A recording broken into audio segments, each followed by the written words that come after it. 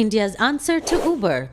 This made in India cab hailing app has stood the test of time and a fiercely competitive and somewhat complicated Indian market. It's one of the biggest Indian startup success stories and was valued at more than 50,000 crore rupees earlier this year. We're talking about none other than Ola. But this story is not about its past success. This story is about the rocky road that lies ahead of the startup. Yes, you heard it right. Ola has recently been on a rather slippery slope with layoffs, losses, and shutting down of some business divisions. So why is Ola putting the brakes on? Let's dig deeper. In 2010, when co-founder Bhavish Agarwal was traveling for business from Bangalore, his cab driver stopped the car in the middle of the journey and demanded more money. When Bhavish declined, the driver abandoned him midway. This bad experience made Agarwal give birth to Ola. With focus, good execution, and a few rounds of funding, the company was growing leaps and bounds. Ola attracted many cab drivers by providing higher incentives. Because of this, many were motivated to buy cars on EMI just to sign up as driving partners. The startup even tied up with lenders to provide drivers with loans. It soon claimed a sizable market share in India despite rivalry with US giant Uber.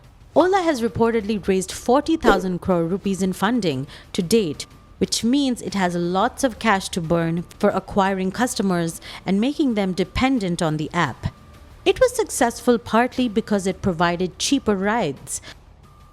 But as Ola's revenue kept rising, discounts and driver incentives kept its losses high too. To fix this, Ola ended up cutting driver rewards. Naturally, cabbies lost their cool and lakhs of them said goodbye. Out of 5 lakh drivers in early 2017, 1.2 lakh drivers ended up leaving.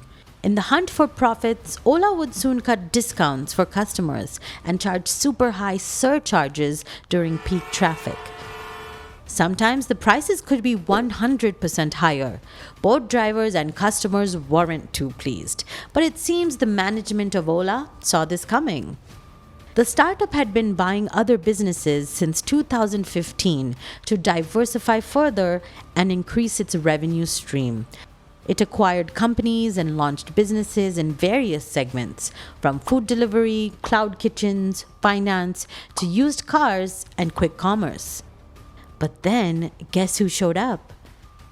COVID-19. The pandemic shut everything down, leaving drivers jobless and the cabs business practically at a standstill.